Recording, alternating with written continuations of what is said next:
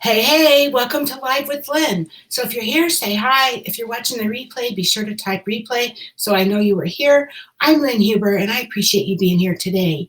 So today I want to talk about Easter is a time for new beginnings. I mean, Easter is tomorrow. It's kind of all around us right now. So I thought this would be a good idea, good topic to talk about.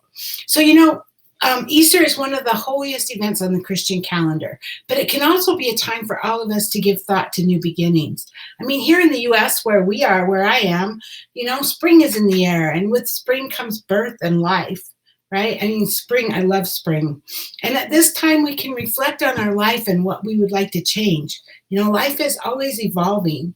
So our life also is always, our experiences are changing and our where we're going and who we are. All of that's all evolving. And Easter and the beginning of spring is a good time to start now. It's to start new, start over. So we don't have to settle for things that we don't like. Nothing is constant. Nothing stays the same. We can make positive changes in our life and start over again. And so first off, I have 4 things about Easter and springtime about kind of how they help encourage new beginnings. The first one is the resurrection, obviously. I mean, this is what Easter is all about, right? In the Christian faith, the resurrection of Jesus Christ is a symbol of new beginnings. It's a victory over death. But then we have other Easter things that, like the Easter eggs. So many ancient cultures viewed the egg as a symbol of life. Animals hatch from eggs during the springtime, and new life comes out from that, right? The Easter bunny, because of their fertility, rabbits have been associated with spring and new life for a long, long time. The first Easter bunny was introduced by the Germans as a symbol of the season, and the folklore from the Germans arrived in the US when the German immigrants came in the 18th century. Spring flowers. Nothing says spring like spring flowers. We have daffodils. Those are beautiful, right? And they are great flowers to herald in the spring after a long winter. So do you need to make some positive changes in your life? I mean, why not think about some new beginnings for yourself? Let's look at some new beginnings, so let's talk about, I have 10 steps towards personal growth and development that might help you. Because self-development is one of the most important traits that a person can possess. I mean, if you don't have that urge to be better, then you're never going to get far or progress in your life. We're all humans and we're not perfect. Nobody is perfect. And so there's always room for improvement. And we should always try to be the best version of ourselves. So I have top tips here. I have 10, I think, tips on entering the path of personal growth and self-development. Perfect for this time of new beginnings, right? The first one is know yourself. Who are you? Who do you aspire to be? Always remember to be yourself and to focus on yourself and what you want. In a world that expects us to conform and fit in, sometimes it's hard to just be ourselves, but it's better to avoid conforming to other people's standards and expectations, because often they're not realistic and they're not right for us. And so aspiring to these can make us miserable.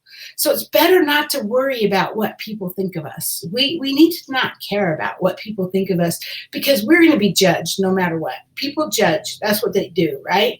So remember, just be the best version of yourself, not somebody else's copy. Be you and embrace yourself. Number 2, get out of your comfort zone. We talk about that a lot, right? Resting on your laurels means that you're not going to grow. So get out of your comfort zone. Put yourself out there. Take risks and aim to do something different, such as learning a new skill or hobby, or maybe a new way to grow your business, or maybe, a new skill, period, right? That might help you get promoted in your job, Put yourself out there. Number 3, develop a thick skin. I don't think I've talked about this much, but this is really important, because you can't please all of the people all the time. And like I mentioned before, there's always going to be people that will find any excuse to put you down or belittle you or judge you. Unfortunately, that's life. That just makes me sad, but it's life, and it's out there, and you're going to run into it. And the best thing you can do is develop a thick skin. So treat other people's bitter and jealous comments as water off the duck's back. Hey, doesn't hurt me, doesn't apply to me. Hey, sticks and stones, right? But you just can't let them get to you. because people will. We talked about the crab syndrome, and that's kind of what this is, but people will. Number 4, learn to assert yourself. So in life, we often go through tough situations. So one of the most important skills that you'll ever need to learn is how to assert yourself. That means standing up for yourself, making your feelings known instead of bottling them up. And then putting your needs as a first priority as well as other people's. You can't always be first. You can't always be the first priority. I mean, other people are important too, but you need to make sure that your needs are being met and stand up for yourself. Then adopt good habits. So do you struggle with being on time? Maybe learn to complete your tasks earlier. Are you having a hard time staying organized? Use your calendar and write down to-do lists and deadlines. Are you struggling with keeping yourself motivated? Remember to focus on your goals and why you started in the first place. Adopting good habits means that you won't fall behind and you'll go even further in your life. You'll be able to achieve what you want to achieve. And then number 6, create a plan and a list of goals. So where do you see yourself a year from now, 2 years, 3 years, 5 years, 10 years? Where do you see yourself? If you know what your ambitions are, write them down so that you have a clear view of the goals that you're looking to achieve in your life. Number 7, be kind and generous. Always be kind and generous, for everyone is fighting a battle and the world operates better on kindness and generosity. And there's enough crabs out there, right? There's enough people that are negative and you don't need to be one of them. So set out to help others. But if you can't help them, at least don't hurt them. Right? There's nothing to be gained from being bitter or nasty or horrible or spiteful to others.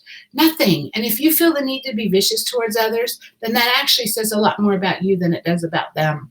And I know, hi, Jennifer, good to see you. I know that if you're following me, then this is probably not you. You're probably not a vicious person, but genuine acts of kindness can take you far.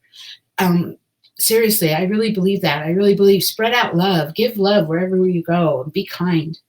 Number 8, remember the simple and most important things in life. So it's so easy to get caught up in the daily grind of life, but it's important to remember the small things too. I mean, it's all about the little things like going for a walk in the park, or spending time with your best friend, or picking up the phone to call, your brother or your sister or your mom, smelling the flowers, or smiling and saying hi to your neighbor when you walk past them in the street, right? Those are the little things, and you want to stop and enjoy the flowers.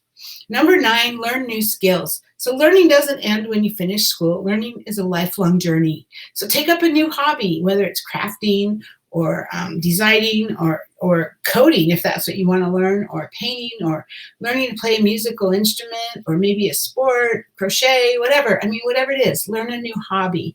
Adding more skills is quite impressive, and it shows that you're a well-rounded person. The more things that you know how to do, the more that you learn, the more that you grow, the more well-rounded you are, right? And number 10, be happy. I know that sounds like the simplest advice one could ever give, but it's so true. Just be happy. Life is far too short to live in misery. So just see the positives and don't dwell on the negatives. So really, that's it. There you go. So there's some tips to help you work on your personal growth. And things right now are crazy for sure. But Easter is a time for new beginnings and renewed hope. It's a time to rejoice and be thankful for the gift of life and love and joy. And of course, rejoice and be thankful to Jesus for dying on the cross and then arising from the dead, obviously. But it's also just a time for, all of that is about rebirth. It's about us being thankful and thankful for that gift of life and love and joy and new beginnings and renewed hope. And this is a great time to do it. So I want to say, have a blessed Easter. I'm not gonna go live tomorrow because it is Easter and it's a day. It's a holy day, and we're going to be celebrating Easter. But I want you to have a blessed Easter, and I really appreciate you being here. I really seriously do appreciate you being here. So hey, now I'd love to hear from you. What thoughts do you have on either Easter or new beginnings or even self-development growth? Any of the things I talked about today? Please get down in the comments and share. I would love to hear your stories. Thanks, Jennifer, for being live with me today, and anyone else who might be live and maybe just didn't comment. And thanks to everyone who's watching the replay. I appreciate you. Have a blessed Easter, and I will see you on Monday. Bye-bye.